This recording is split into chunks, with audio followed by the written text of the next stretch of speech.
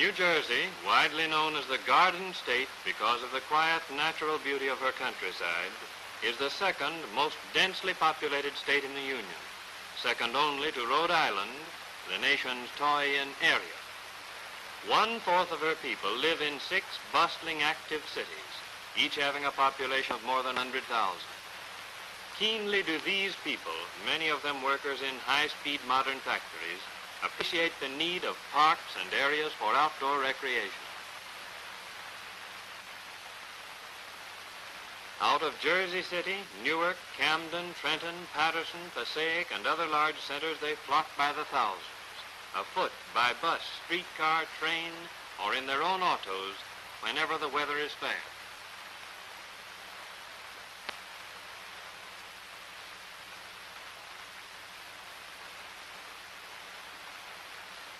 New Jersey shares with New York pride in the Palisade Interstate Park across the Hudson from uptown Manhattan. Conservation Corps boys working here are quartered in comfortable barracks near Englewood, one of New York City's exclusive New Jersey suburbs.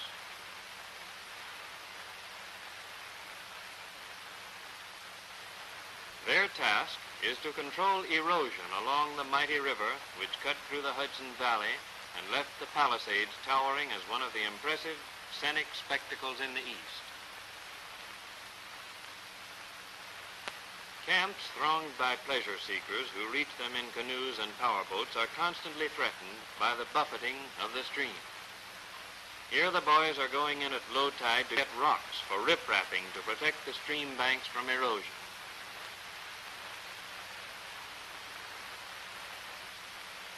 There's quite a tide rise, and it's a man-sized job to get the rocks far enough up the bank.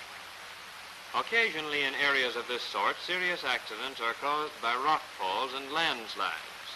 The boys are doing important work in lessening the danger of such occurrences. Above the roads, native stone walls are being built in series to stop the wash of soil and rock. They're planting carefully selected shrubbery with root habits which make for the knitting of blanket-like vegetation.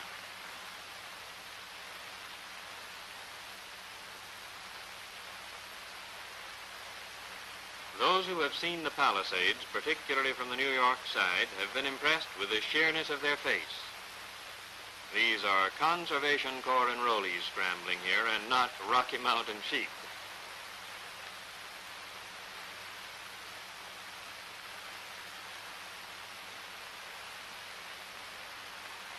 With so many strong young hands eager to take hold, the emergency conservation work plan calls for manpower wherever there arise situations, making it more efficient than machinery. And in cases such as this, renewed physical strength and restored morale, byproducts of the conservation movement, come with each tug of the rope.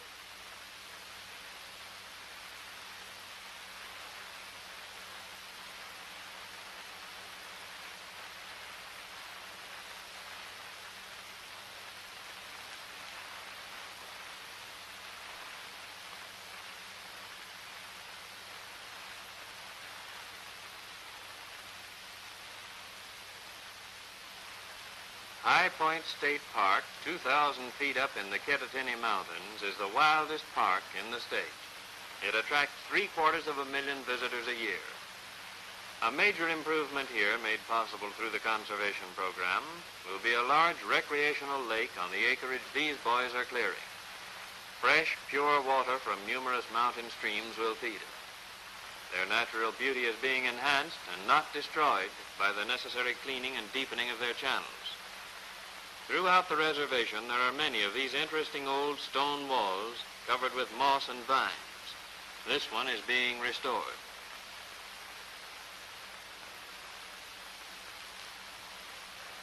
This beautiful mountain area is a picnicker's paradise. There are plenty of rustic tables and chairs, outdoor cooking ovens, piped water outlets, and other recreational facilities. The reservation gets its name, High Point, from the fact that it's the highest point in the state. New trails and roads to make every beauty spot easily accessible are being constructed as an important feature of the improvement project.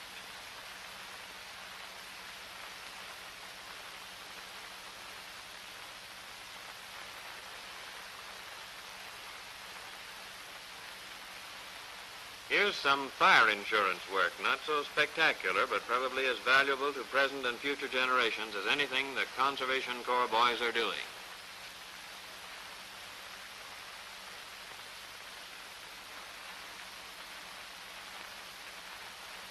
Dead branches, whether they be on the trees or on the ground, constitute both a fire and plant disease hazard. They're being thinned in accordance with sound scientific practice. The enrollees have a particular aptitude for tree surgery. They're probably intrigued by the adventure of scrambling about in the treetops.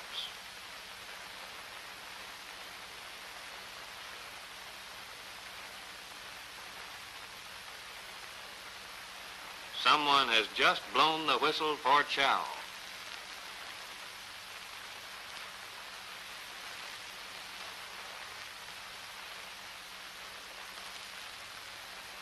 In the Union County Park system over near Springfield, the Conservation Corps is working on Watchung Reservation. Lake Surprise is one of its outstanding features.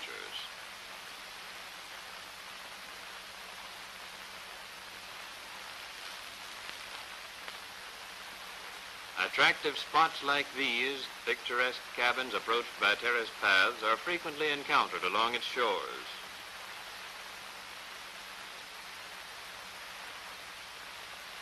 The park is close in and much used by canoeing and boating enthusiasts.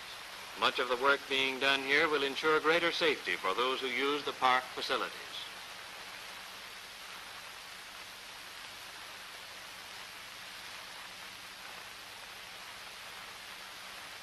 In addition to the highly improved section, plenty of wild wooded areas are included in the park's 2,000 acres.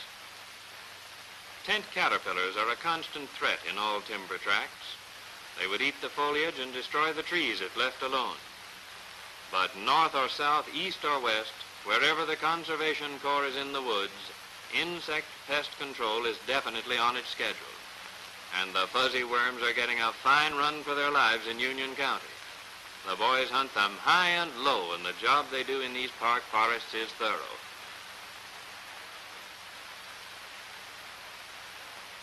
Possibly you've killed tent caterpillars by burning them with oil-soaked rags on the end of a long pole. In forests, it's safer to feed them to bonfires on the ground.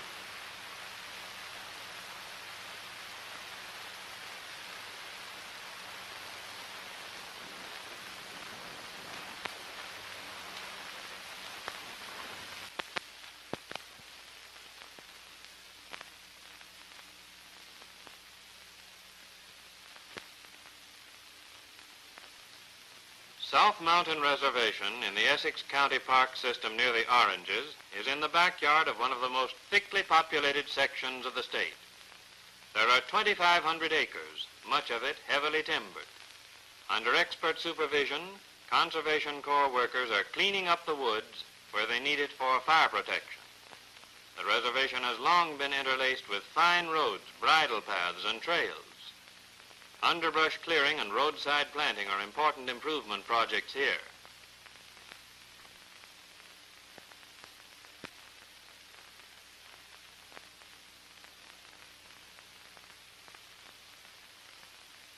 The Berlin area of the Camden County Park system, just across the Delaware River from Philadelphia, is another of New Jersey's splendid close-in recreational spots. It draws thousands of visitors from 2 states to see its refined beauty. Rustic bridges across streams, lagoons, and lakes in which graceful waterfowl idle away their time in carefree contentment. And there's fishing amidst poetic surroundings, the kind of fishing we liked so well in the good old days. A crooked stick, a piece of string, a bent pin, and a wiggly worm. And it's the healing sport of solitude.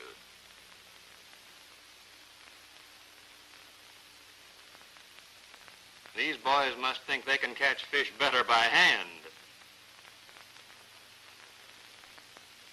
Happy-go-lucky Negro boys comprise one of the groups of Conservation Corps workers in the Berlin area. And inevitably, when 2 or 3 of these are gathered together,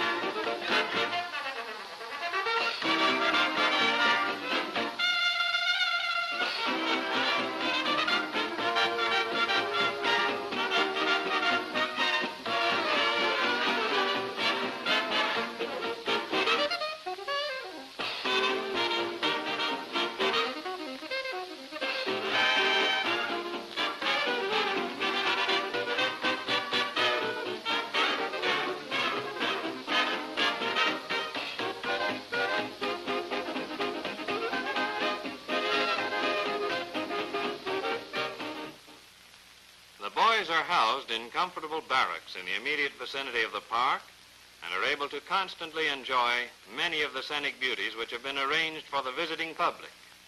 This opportunity to see new and interesting things is a phase of the Conservation Corps work in relation to the enrollees, which is considered highly important as an educational influence.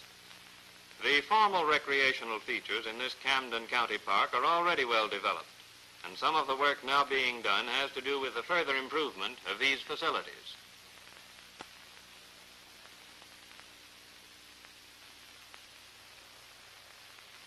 In some sections, there are areas which have long demanded drainage for mosquito control. When the Conservation Corps workers leave Camden County, they will have added many usable acres to this park. Thick undergrowth, where fire might easily start, is being cleared out. Trees in many beautiful little groves are being given more room and more sunlight. Someday these groves will be tall forests, for these reservations are the property of the public and will always be held sacred to the use and enjoyment of the people.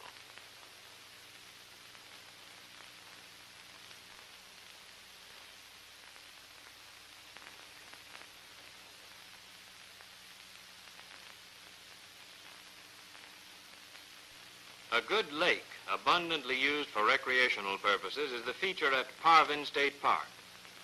Conservation Corps enrollees here, veterans of the World War, delight in fishing when their day's work is done. Muddy Run, much more beautiful than its name, helps supply the lake. The boys are cleaning it out and increasing its easy flow. It is in simple tasks like these that the application of national park standards is important in the nationwide conservation movement. There is careful supervision, no ruthless destruction of natural beauty, always saving for the present with definite thought for the future.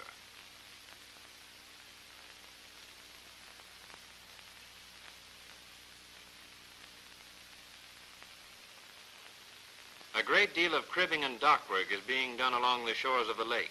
Parvin State Park is said to have the finest timber in all New Jersey.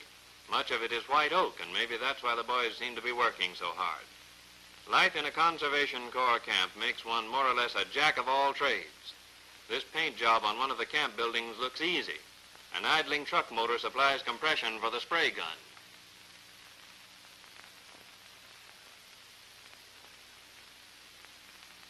And who are these civilian Conservation Corps boys at work outdoors in the Garden State?